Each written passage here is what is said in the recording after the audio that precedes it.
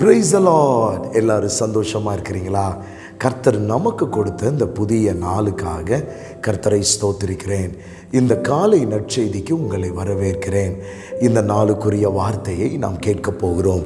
1 நாளாகமம் 29ஆம் அதிகாரம் 12வது வசனம். எவரையும் மேன்மைப்படுத்தவும் பலப்படுத்தவும் உம்முடைய கரத்தினால் ஆகும். பாருங்கள், வேதவசனம் மிக அழகாய் சொல்லப்பட்டிருக்கிறது. எவரையும் மேன்மைப்படுத்தவும் பலப்படுத்தவும் அவர் கரத்தினால் நிச்சயமாய் முடியும். நம்ம நினைப்போம், இந்த மேன்மையும் இந்த பலமும் எனக்கெல்லாம் கிடையாது. நான் நான் ஞானத்தில் குறைவுள்ளவனாக இருக்கிறேன். எங்கள் வீடு ரொம்ப கஷ்டப்பட்ட வீடாக இருக்குது. எங்கள் வீட்டில் யாருமே அப்படிப்பட்ட ஒரு உயர்வுக்குள்ளே போகலைன்னு சொல்லி ஒருவேளை நாம் நினைக்கலாம். ஆனால் வசனம் சொல்லுகிறது, தேவனால் எவரையும் மேன்மைப்படுத்த முடியும், தேவனால் எவரையும் பலப்படுத்த முடியும். நாம் நம்முடைய தேவனை சாதாரணமாய் நாம் நினைக்கக்கூடாது. அவர் பாருங்க, நிச்சயமாக நம்முடைய வாழ்க்கையை அவர் பார்த்து கொண்டே இருக்கிறார். உண்மையாய் அவருக்காய் நாம் வாழ வாழ வாழ நம்முடைய வாழ்வை மேன்மைப்படுத்த கர்த்தரால் முடியும். பாருங்க, தாவீதினுடைய வாழ்க்கையில் பார்க்கும் பொழுது அவன் ஒரு ஆடு மேய்க்கிறவனாக தான் இருந்தான். பாருங்க, அந்த ஆடு மேய்க்கிறவர்களை யாரும் கண்டு கொள்வதில்லை.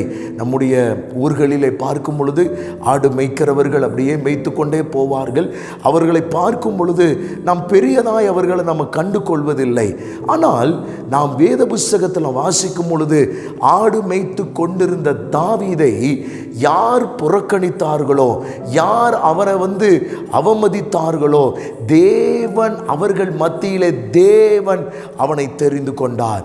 வசனம் சொல்லுகிறது, ஆட்டு மந்தையில் இருந்த அவனை கர்த்தர் பிரித்தெடுத்து அவனை அபிஷேகித்து அவனை ராஜாக்களுக்கு அவன் எல்லாவற்றுக்கும் கர்த்தர் அவனை அதிகாரியாய் மாற்றினார். இன்னைக்கு உங்கள் வாழ்வில் நீங்கள் நினைக்கலாம், என் குடும்பத்தில் நான் சிறுவனாக இருக்கிறேன், என் குடும்பத்தில் சிறுமையாக இருக்கிறேன், என் குடும்பத்தில் நான் கஷ்டத்தோடு இருக்கிறேன், என்னை யாருமே கண்டு கொள்ளவில்லை என்று ஒருவேளை நீங்கள் சொல்லுவீர்களே. ஆனால் உங்கள் வாழ்விலே நிச்சயமாய் தேவன் உங்களை உயர்த்த முடியும்.